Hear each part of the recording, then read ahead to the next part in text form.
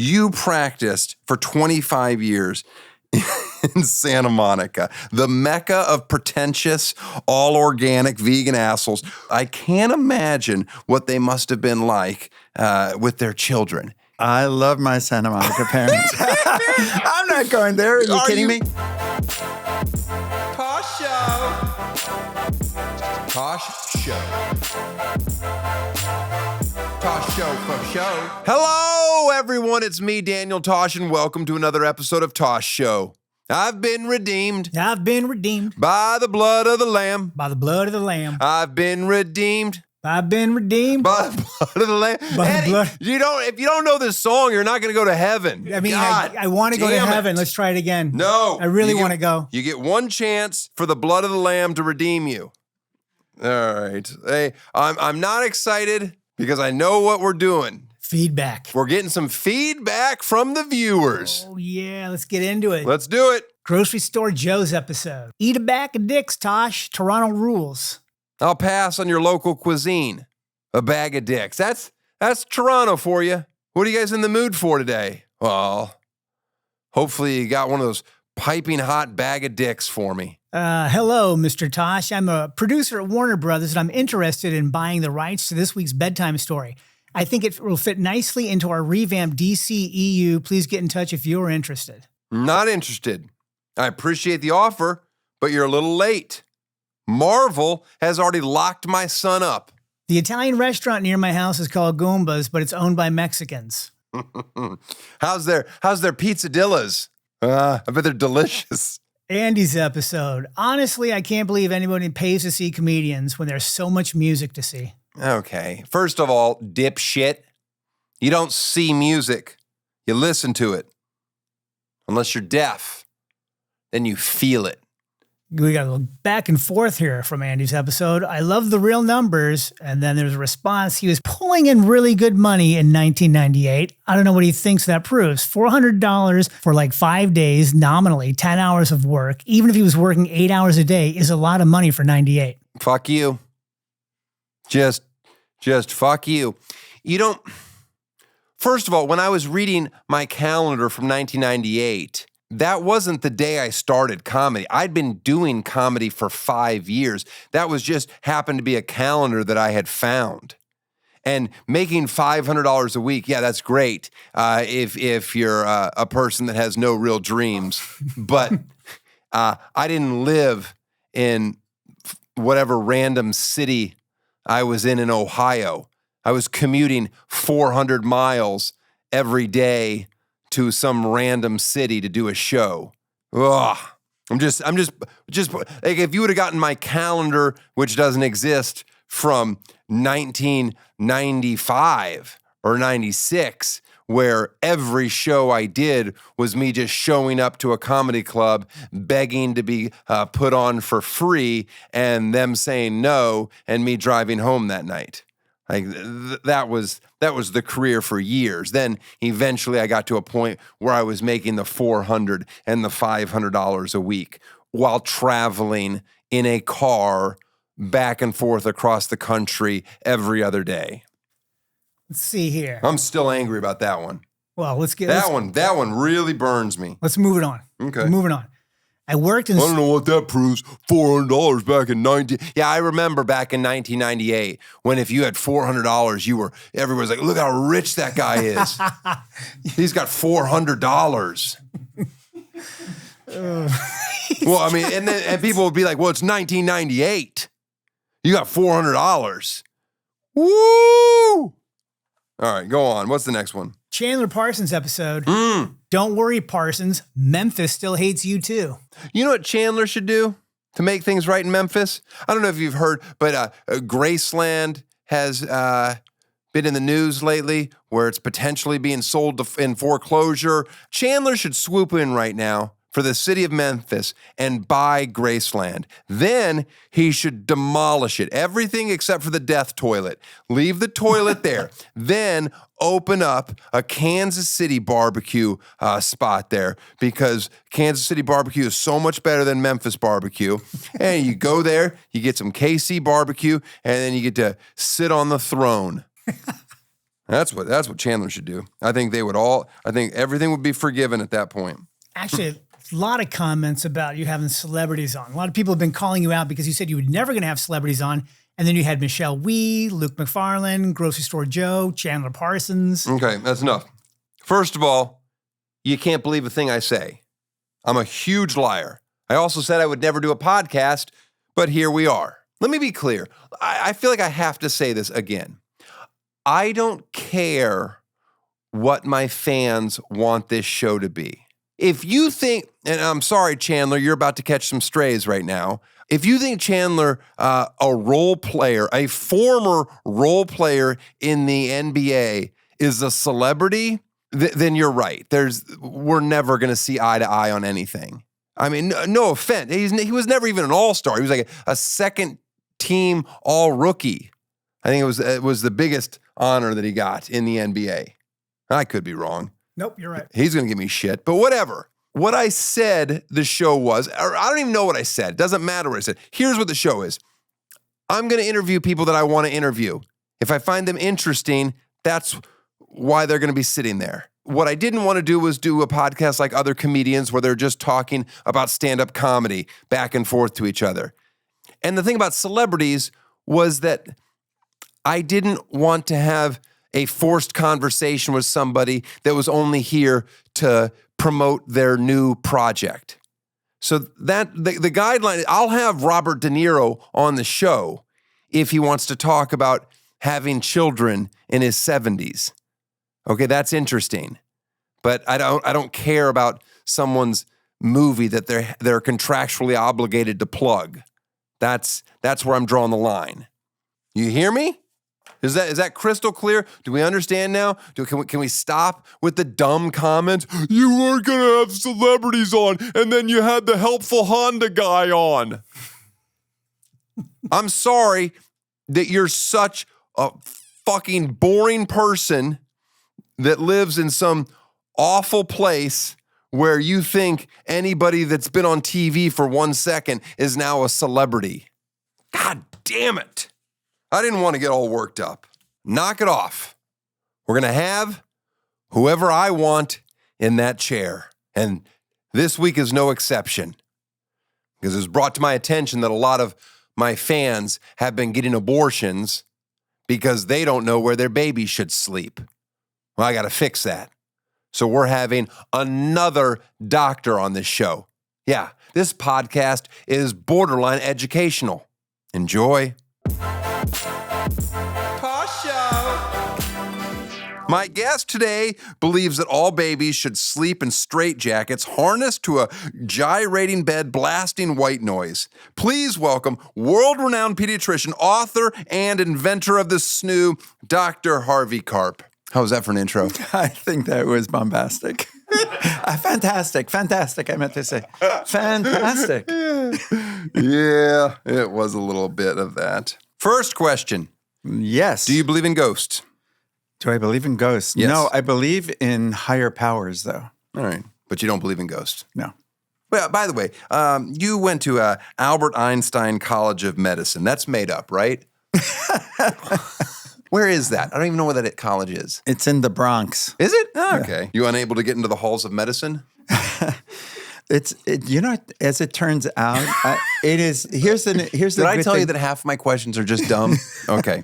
No, but listen. Here's the thing. There's science and there's humanity, and medicine really weaves those two together. And what's great about Einstein is that it really pays attention to the humanity. Did you excel in school? I was good. I mean, I was like right. You're not going to be honest about that. No, I wasn't like the smartest in the class. I mean, I did graduate early. Like I was a 16-year-old when I graduated high school. Okay, see, already.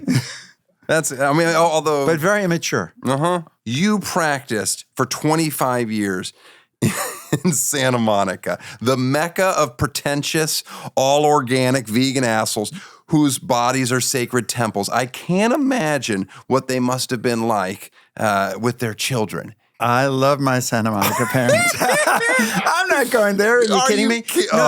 Listen. They're the worst. Do you know that now they have acupuncturists and chiropractors in Omaha, Nebraska, and vegan, guides and things like that? Sure. This is all across the country now. I'm fine with vegan. I'm fine with organic. There's just something. Another level in one Santa of the things, Monica. but this is one of the things that parents are raising children. Sometimes they never even touched a child in their lives.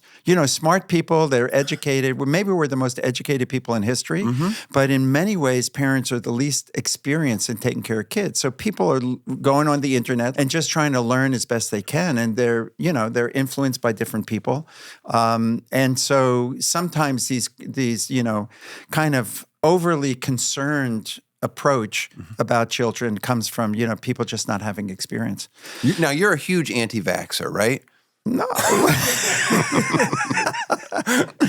I don't. I give vaccines to all aunties. Is that what you mean? I don't hesitate. If they tell me the kid needs it, I'm like, stick them. Let's go. Yeah. There's no debate ever.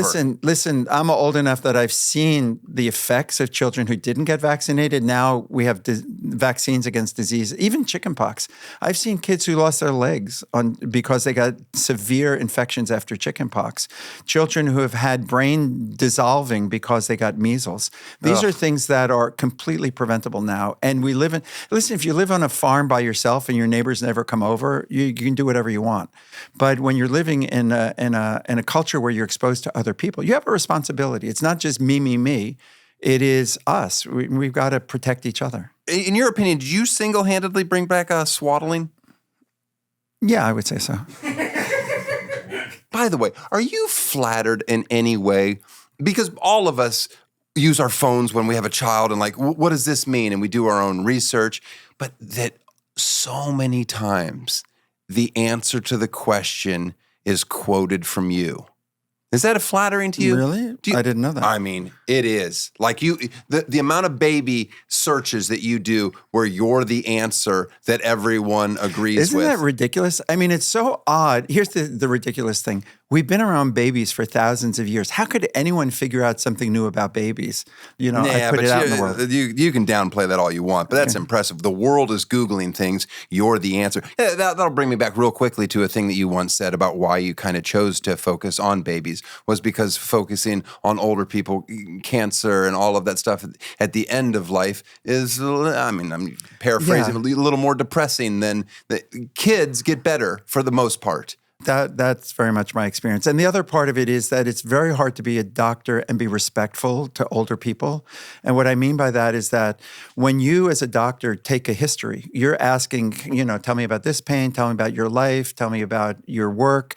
You have to really learn a lot about people. If you're really going to be a good doctor, you have to understand their life, not just my toe hurts and you're focusing on that. And I found that it was really hard because when you have another patient and then another one and they're stacking up and you got to see them, you can't really listen to people. You just don't have the time.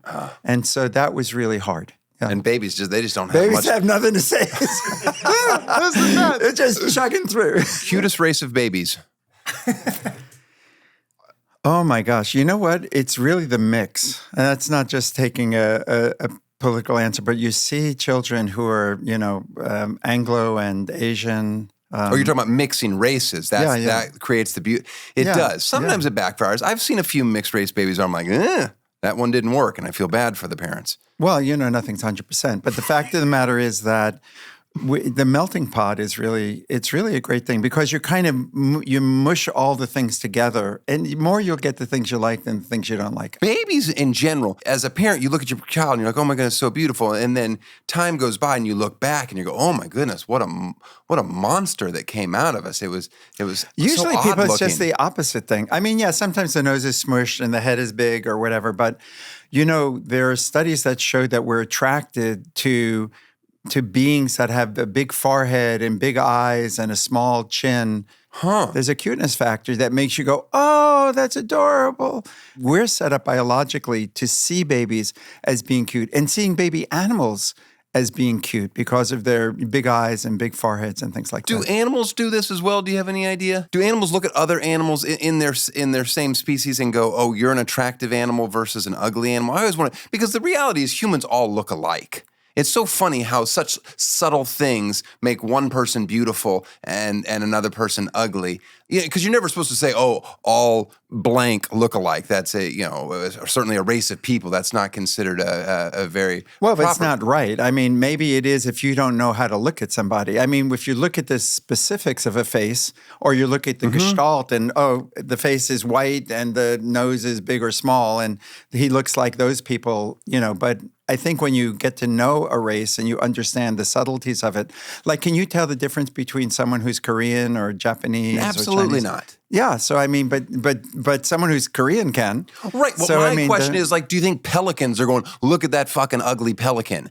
I'm sure they are, is what I'm but to me, all pelicans look alike. And I bet if you ask everybody in your audience, they would pretty much agree with you. My audience is for the most part idiots. I find it fascinating that you're here because really the reason that you came into our lives or on our radar was because your wife backed in to my producer's car over there. Is that true? That is true, but it was an accident. It was an accident. She wasn't trying to get me on the show as much as we were excited when we heard about it. That is so funny to me. I was like, well, how do you know this guy? And he's like, I was confused. He goes, nah, his wife bumped into my car and we just started talking. And I was like, oh my goodness, how's your wife doing?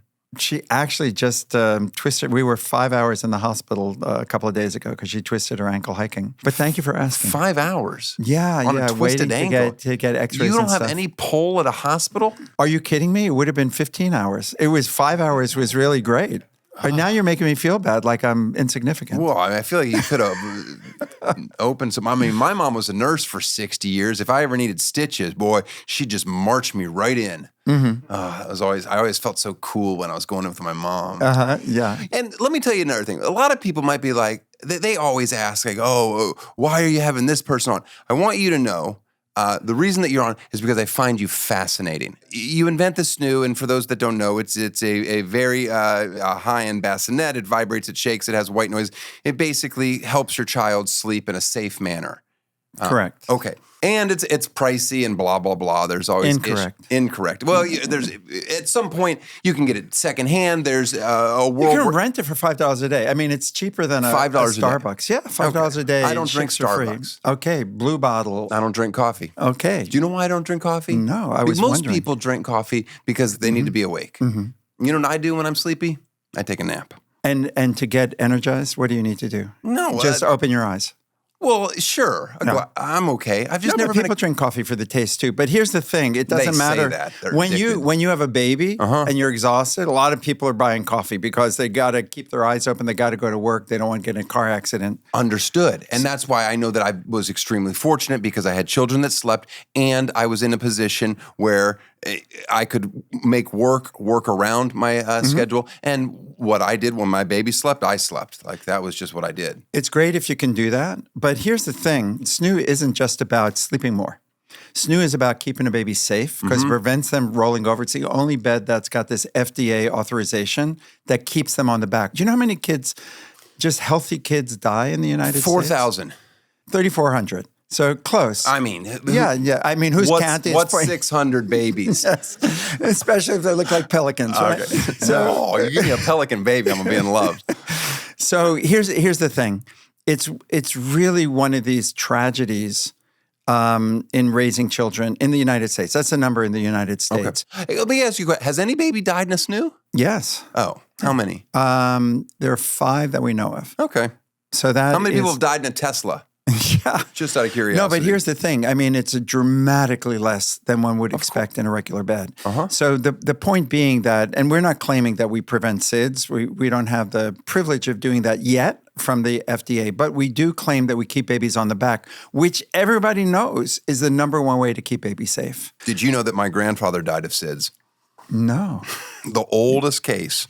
Your grandfather. Oh, my gosh. Can I get into why I don't have a SNOO? Yeah. So I had my first child 5 years ago, and a coworker of mine had a SNOO and brought it to work for me, was going to give it to me for free. His child had grown past that age. And then the showrunner on that show, Charlie, he shamed me.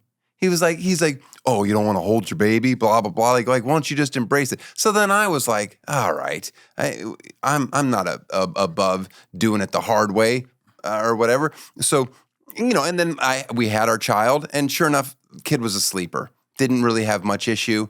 If there was ever a scenario where it was like, we need to try something different, I would have waited 2 seconds and I would have purchased it at full cost. Rented it, I hope. I wouldn't have even rented it. But Did you have help? Did you have help in the house? No. No, just you guys. Yeah.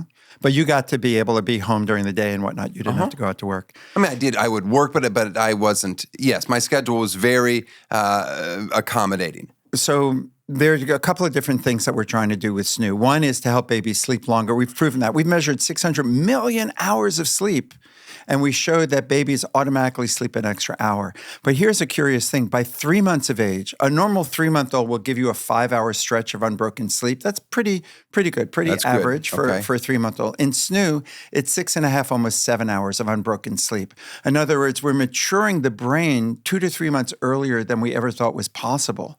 And what we're studying now is, well, if you can mature the brain to sleep longer, are there other ways that you can mature the brain as well? So I want to give you an example of that. Kangaroo care. We're off of pelicans now. Kangaroo care. Have you ever heard of that? Oh, I don't know. I'm guessing it has to do with the mother holding them in the pouch. Yeah, exactly right. But instead of a pouch, we kind of bind them against the chest. And we do this with little premature babies, like a 1-pound baby. And you put them on the mother so the baby feels the breathing and smells the mother and feels the movement of the day, is kept warm. And what has been done now is that we've been doing that for 30 years. And we measure the brain development of children 15 years later.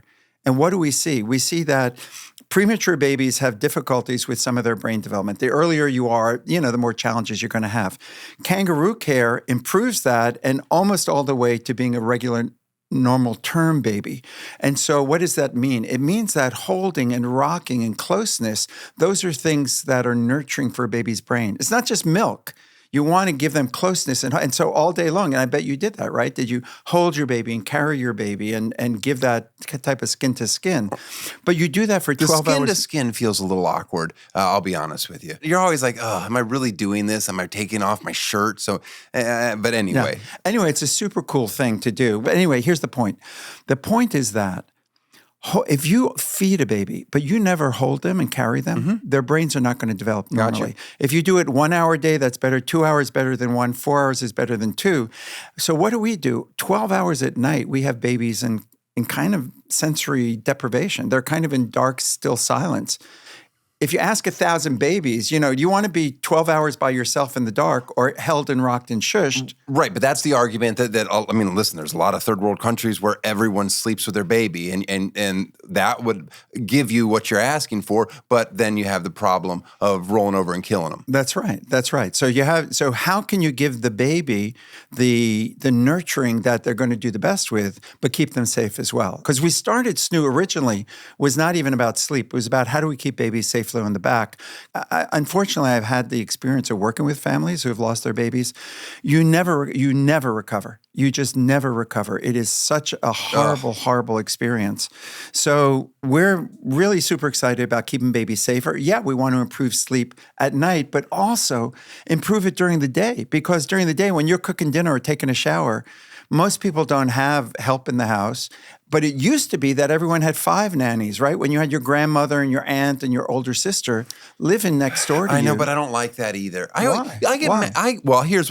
Whenever like my wife will have the discussion where she'll bring up some other country where, when a mother has a baby in this country for 6 years, the whole village just rubs her feet. I'm like, okay. There's some trade-offs to our country. We're not all awful. We have some great things here that they don't have there. So, oh yeah, of course. But I mean, we have doctors like you. But you want to do it the tough. You want to, trial by fire. You want to show that you earned your stripes, and I did it the hard way, and I can tell everybody else. So why? And then you're the guy who goes later on and says, "You shouldn't be. You'll be just like the showrunner. No, I won't. You shouldn't be doing that." I won't be like Charlie. Charlie, I'm not gonna be like, I encourage people to get it, and I'm all for help and family and community raising the kid. I don't love a lot of people in my house. That's my big objection to nannies and that things. Yeah. Where are you at? SNOO or a night nurse? It's not an either or. You can use a night nurse and a SNOO because the night. Well, then what's that night nurse doing? Changing diapers, feeding, kind of bringing the baby to you to nurse. I mean, I'm not advocating it, mind you, but it's good to have help. Listen, do you know what postpartum depression is? Of course. Okay. Do you know how many women get postpartum depression? 30% is my guess. Not a bad guess. So about 20% in the general population get depression and/or anxiety. But in the higher risk populations, inner city folks, single parents, things like that, it's more like 30%. So you're on target there. 30%, 20 to 30% of all normal mothers get clinical depression. That's like ridiculous. Now, what percentage of that do you associate to them not getting a proper night's sleep? A lot of it. So here's a bunch of things that lead to postpartum depression. Exhaustion, crying babies that you can't calm, fear that in the middle of the night your baby's going to roll to danger, and so you're looking and checking your baby, feeling like there's nobody there to help you, and feeling kind of incompetent, like nobody told me how hard this was going to be. I had no idea. I wasn't ready for this. I'm just saying. Yeah, I know. Who's not ready for it? We all know it's hard. We all know it's hard, but you know something? They use crying babies and exhaustion to train Navy SEALs to endure torture. So it isn't just like mildly hard. If you're going night after night with sleep deprivation, it becomes like torture. My point is that we developed SNOO to take care of all of those 5 things that lead to postpartum depression. So our goal, besides helping the babies and keeping them healthy and keeping them safe and helping to nurture their brains and preventing them from rolling to their death, is how can we support mothers and fathers to be healthy, to kind of be feeling successful instead of overwhelmed, and be able to go to their job every day so they can earn a living and pay for their family. You believe in the 4th trimester? Yes, I do. What about abortions during the 4th trimester? No? I was just curious. Daniel. Sorry about that. You believe in 4th trimester? What is? That's just. But you know, a horse can run the first day of life. They have to be able to run to survive. If they can't run, they're going to get eaten or something. A baby. What? Who's a horse? A horse. They eat horses if they don't run? Yes, of course. You serious? The wolves, the coyotes. Oh, you're talking about in the wild. Yeah. I just thought you were talking about like a random, I guess it's lunchtime. That's why you went there. No. But you know, the babies are very helpless when they're born. They can't even smile yet. They can't even follow you across the room. So the only reason we have to kick them out is because their heads are so big. And so we have to deliver them into their 4th and take care of them as if it's a 4th trimester of care inside. That's the concept. But it helps people to know, because people used to say, don't go to the baby when they're crying. You're going to spoil them. You're going to make them feel like, like they're going to get everything they want just because they cry. And actually what you're doing in the beginning by going to them and holding them and responding to them quickly is you're building a sense of trust and confidence that they're going to then carry with them the rest of their lives. We call this attachment. So it's super important to give to them, to meet their needs as much as you can. You can't do everything, but as much as you can in those first 6 months of life. And later on, you're going to teach them, well, just because you cry doesn't mean you're going to get what you want. You know, you can't have the scissors, period of end of story, and you're going to teach limits at that point. But you don't need to worry about that in the first 6 months. The elephant in the room that people will always bring up when looking into your work is that you never had children, yet you're the expert on all babies. Well, although you do have a daughter, a stepdaughter. She works for you now too? She does. Yeah, she's our head of marketing. Do you ever swaddle her as an adult just to be funny? Did people ever say, "Oh my God, how would you relate to them?" And that's obviously ignorant people would say that. Yeah, I mean, it's like going to a gynecologist who's a man and saying, "How can you be a gynecologist?" He's been on my show. Really? My wife's OB. Seriously? G1. Yeah. Would you love to have your brain, live forever? Forget that nonsense. But wouldn't you love to have your brain downloaded and then turned back on a couple hundred years from now to see how right or wrong you were about things? Because there's no way we're going to be doing things the exact same way that we do now with babies. But yeah, that's curious. Yeah, of course.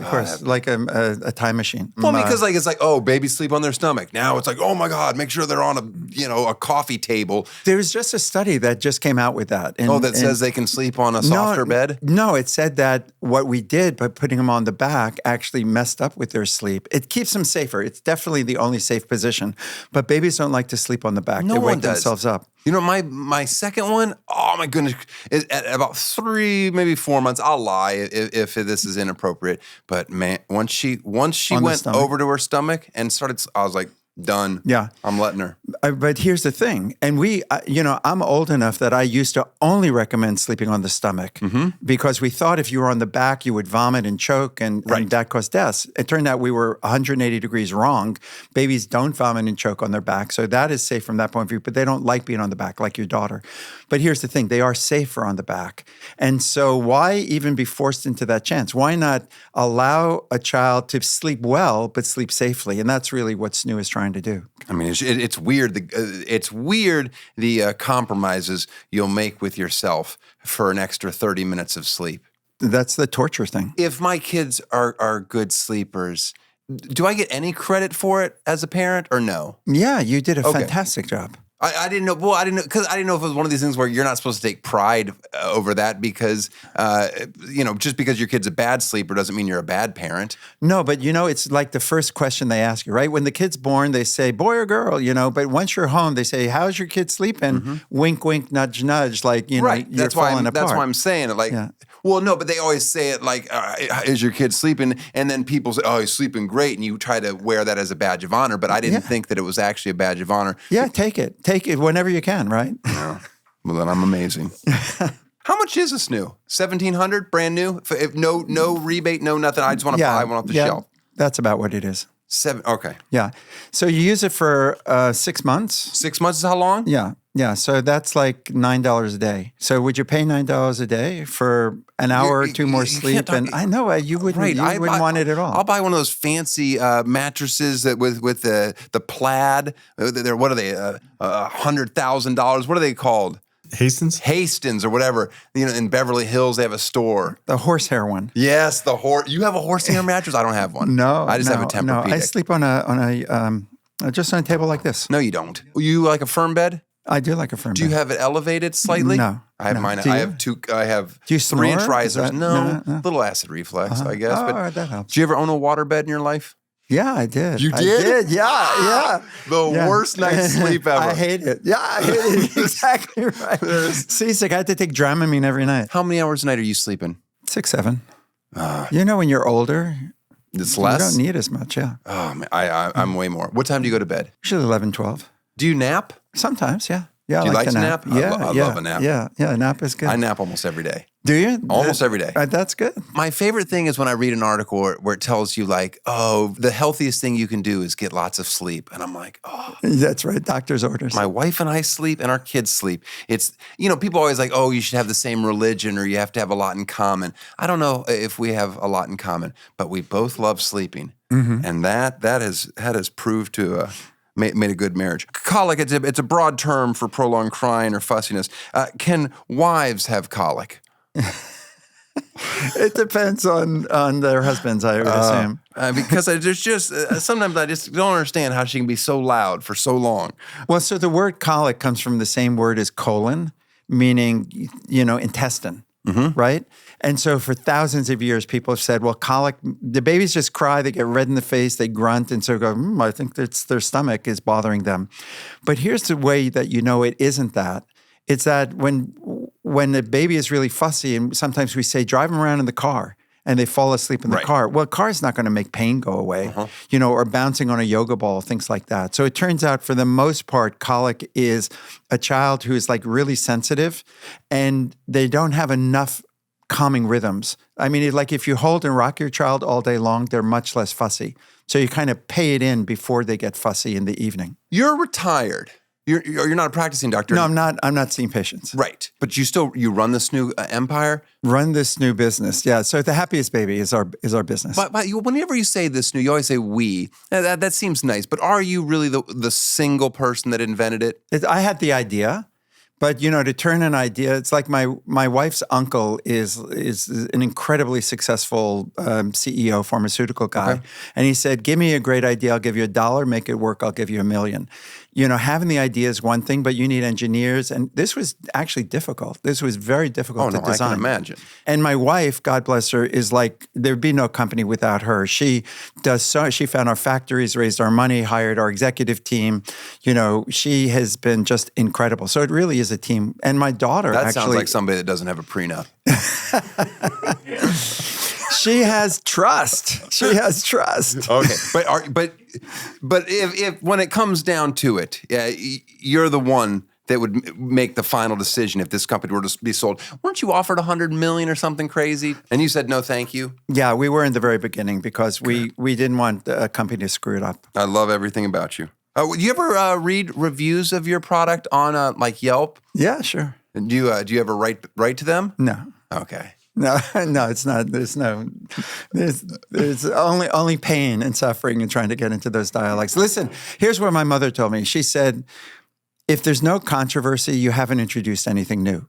So don't worry about controversy. And so people, and listen, no one product works for everybody, but this works like 98%. The only real controversy with you is that I've seen is that you attach to a lot of celebrities at the beginning. People said that wasn't whatever, and then it wasn't obtainable for everybody. Now you've said $5 a day or something like that. Yeah, and our goal is everyone gets it for free. I mean, thousands of people get a free SNOO from their employer. So anyone who's listening can go to their employer. What employers are good at this? JP Morgan Chase, Under Armour, Snapchat, Dunkin' Under Armour. Donuts. I'm not going to work for Under Armour just for a SNOO. How about Sonic Burgers? Would that? No. National Air Traffic Controllers Union? Would you? Sonic Burgers gives free SNOOs? Yeah. That's pretty nice. Yeah. So anyway, the point being that our goal is everyone's going to get it for free. So insurance will cover it. Now we're starting to work with Medicaid programs so that the most at-risk populations can get this. Because the goal, like you said, I'm 72. I'm not a startup guy. I'm not a roboticist. I'm not a techie guy. I'm here. My wife and I really started this, and this is just the way it is. We started this because it was a serious problem and it wasn't getting better year after year. Mm-hmm. In the last 20 years, you know how many babies have died of SIDS? It's the same number of American babies as American soldiers who died in Vietnam. I mean, it's just an absolute travesty. And so that's why we started this, because we thought we could make a difference. So now the goal is to get everybody to get it for free, and we're working hard to do that. And it'll be paid for by, the insurance folks. I heard Beyonce bought 36 of them. Is that true? No comment. All right. Why'd you name it SNOO? When we tested it out, people smiled when they said the word SNOO, so that's kind of a positive thing. We have the 5 S's. We wanted this to be one of the S's. Do you know about the 5 S's also? I know about the 5 S's. Sarcasm. Do you do that? Yeah. That always works with my child. Yeah, split personality. Sneezing. You should never sneeze in a baby's face. That's a bad idea. The 5 shh, shh, shh. Of course, that's one. Swaddle. What's this? Swinging. Okay. Yeah, sucking and the side stomach position. Sarcasm isn't one of them, though. Interesting. So everyone knows you hold a baby, rock them, it's going to work. But why does it work? They get dizzy? Did you ever fall asleep like on a long haul airplane flight or in a car? Yes. Yeah. So all adults do that. They like to rock in hammocks. We like the sound of the wind. I don't love a hammock. You don't? Okay. Well, rocking on the ocean, do you like that feel? No? Right. You don't in a boat? No? But boats, no. I don't like that either. No, okay. I don't nap at sea often. You ever been on a cruise? Yeah. I like it a lot. You cruise? No. I've been on personal cruise. Cruise, right. You've been on a yacht. The right way. You've been on some oligarchs. They always want a doctor on board. How many Russian oligarchs have asked you to be their primary care physician? I cannot give you information. I got you. The cool thing about it, one of the things that I really enjoy about the 5 S's. Actually, back to the 5 S's. What is the reason that the 5 S's work? Well, it imitates the uterus. But why does the imitating the uterus work? And this was actually the kind of thing that I really discovered. This was the aha moment, which is that babies are born with lots of reflexes. That's a built-in software so that they survive. Like you don't teach a baby to suck or to swallow. They know how to do that all on their own. You don't teach them how to cry. But it turns out they're born with an off switch for crying. And that off switch is activated by imitating the womb. And the reason that that's so important, the entire survival of the species is dependent upon babies having that off switch. Because if they're swimming around too much before they're born, they'll get stuck in a sideways position or in a breech position where their head is up and their feet are down. And then they get stuck coming out and they die and they kill their mothers. So all of us are descendants of these Zen little babies who are kind of put into a trance by the rhythms and the sound of the womb. The whole reason that you have mantras or that people like to rock, you know how you see people with their legs going back and forth when they're nervous and kind of jittery? And they shake the table. And they shake the table. Infuriating. I know. It's annoying, but it's soothing for them. And all of that is really related to this very ancient part of our biology. There's the book, The Happiest Baby on the Block, which I kind of don't recommend people read because there's a video. I mean, it's a great book and it's got interesting stuff, but to really learn the 5 S's, you got to watch it. And so there's a video we have that teaches that. It's kind of like learning how to tie your shoelaces. You know, you're going to learn it better by watching somebody than by reading a book about it. Just how hard is it to learn shh, shh, shh, shh, shh, and then snuggly and huggy and so here's the kind of nuance to it, right? It's on the side, rolled towards the stomach, not rolled towards the back. So people oftentimes mess that up, or they have to swaddle arms tight but legs loose. And the shushing, how loud do you do the shushing? People all the time are, you know, like what you just did, the shh, shh, shh. That's not the way it is for babies. Because inside the womb, before babies are born, which is what you're imitating, it's louder than a vacuum cleaner. How do you know? It's been measured. It's science. Got it. I didn't know they could measure. I didn't know they could measure it. Yeah. I didn't know they could measure it. Okay. No, listen. I go as loud as I need to break her or him out of whatever they're in. Yeah, but people, when they do that, they go, I feel bad, like I'm saying shut up or something like that. No. But you have to, you're exactly right. You go to the level of their crying and then you kind of bring them down for a soft landing. All right, see, I don't have to read it or watch it. Yeah, you're a natural. You're a natural. I give everybody that's on my show a gift, but I have to grab it over here. It's not a real gift. It's just something from my house that I don't want anymore, and then they have to take it. Do you like massages? No. Okay. You'll love it. Oh, it's Theragun. Well, Theragun. No, because I figure if it's like a massage, but it's a machine that does it for you, much like the SNOO is a person rocking you. You can just have this. I never liked this. Somebody got me this, and I'm like, I'm not using this. I like a real massage. You give yourself a happy ending with this, you're going to get hurt. So here, you can take my massage gun. Thank you so much. That's incredibly generous. Wait, you know what? I have more things for you. I forgot. I have, this is, you ever use a face mist before you go to bed? It's supposed to help you sleep, like a spray. Is it lavender or something? Yes, exactly. Yeah. I don't like the smell of this one. So I'm going to give that to you. And this is just some essential oils called Unwind. It's going to help you sleep more. And you hate this one too. I don't like that one either. Thank you so much. I'm going to get this off my table. I don't... You wrote happiest baby on the block, happiest toddler on the block. Any plans on publishing happiest / sometimes depressed / most awkward teenager on the block? You know something? That is the toddler book. Teenagers and toddlers have a lot in common. Toddler starts at 1 and goes till when? Toddler starts at 8 months. 8 months. And goes up to, 70s, 80s. I mean, listen, everyone becomes a toddler when they get upset enough, right? They throw a fit and they're not reasonable and they can't hear what you're saying. Toddlers are between being an infant and being a kid. And they want to do things that they can't quite do yet, but then they fall and they cry like little babies. They're going back and forth. Teenagers, I want to be a kid and I want to be an adult. I don't want to clean up my room. Can I have the car keys? It is really trying to find their way to make the jump into adulthood. So a lot of the way you communicate actually is very, very similar. Have you checked out Happiest Toddler on the Block? No. So you don't like any of my work, basically. No. You're just avoiding me. No, I married someone that is so smart that You just delegated. I did. You're out surfing. I delegated it and I went surfing. You're not wrong.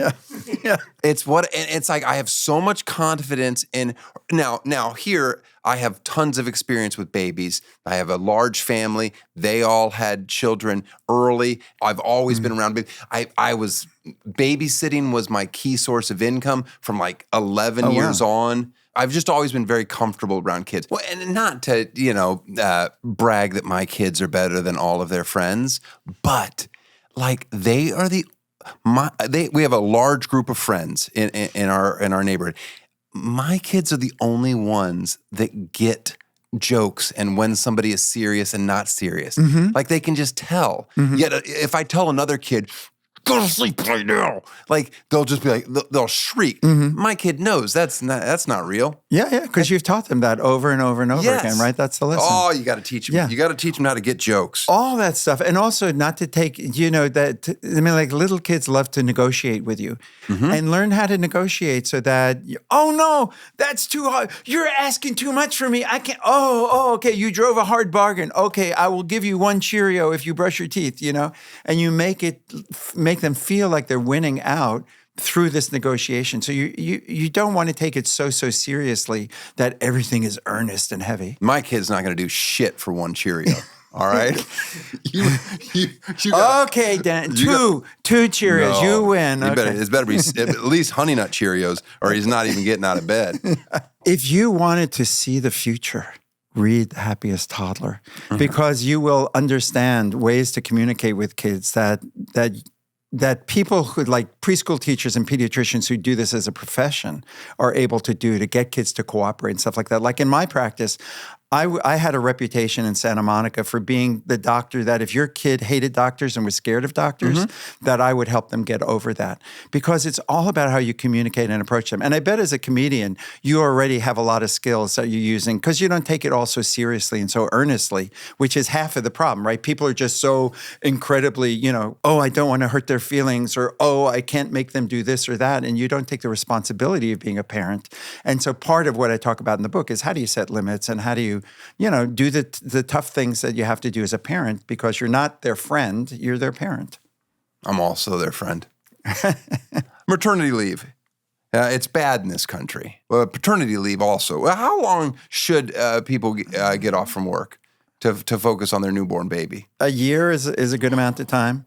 Holy cow. I mean, here's an interesting thing that's going on. Everyone knows about the climate crisis. Bad things are happening there.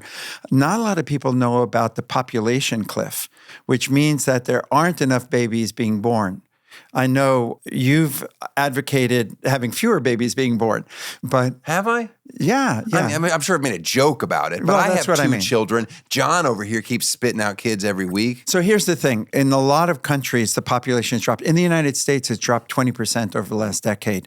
But in some places like Korea, Japan, Italy, even China now, it's plummeting. And what that means is 20 or 30 years from now, you're not going to have people to pick up the garbage, to do all the jobs, to pay the taxes. It's all going to be a bunch of old people and nobody to take care of them.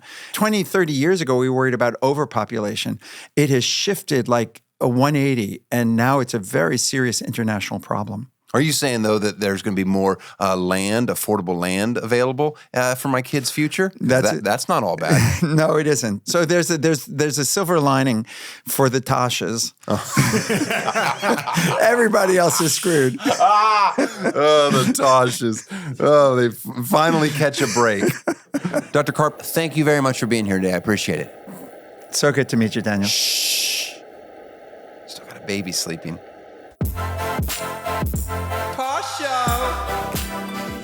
I want to thank Dr. Karp. Good stuff.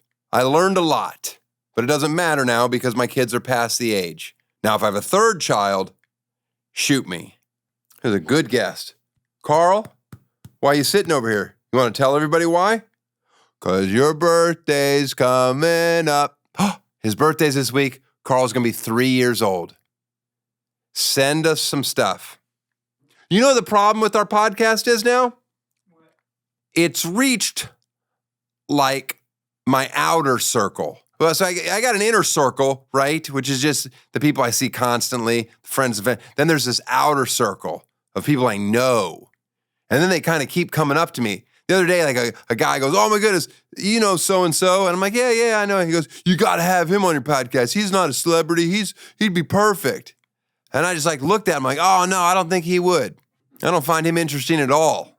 Or I get this a lot now, Eddie. People, I could never be a guest on your podcast. I could never do it. And I'm like, yeah, no shit. I would never ask you. What's going on? We've got some tour dates. Make sure you come see me do stand-up comedy. Carl will be there. What else? Boyswearpink.com. If you want to get something cute for your little one. What else, Carl? Like a puppet. What else? What else, buddy? What else? Oh, that goat. What episode are we on now? How many more are there? When are we at the penultimate? Do you know what the penultimate means? It's the second to last.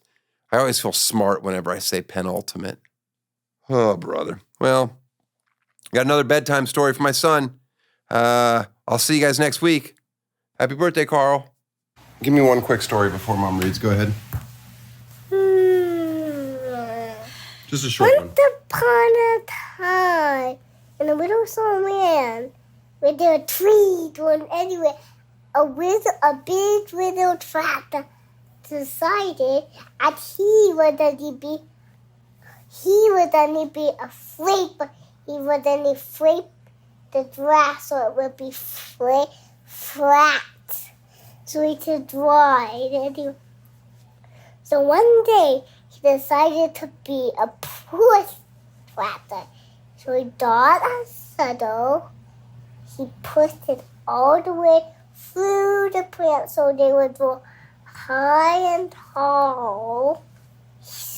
But he decided that he was going to be a mail truck one day. He would then dress as a mail truck and put mail into pretend mail, and he would say, here's your mail. Everyone decided to get mail. Ooh, it's Halloween. You tell me. But the only thing he didn't know that there was a milk die. He loved milk. Anytime the milk died, if anybody would either drink the milk and they walked it away from the table, the milkman would do this.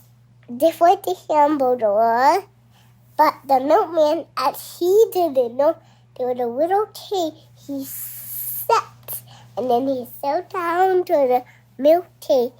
He saw a way to get out of the milk cave. The end. Wow. That's a good story. Tosh Show.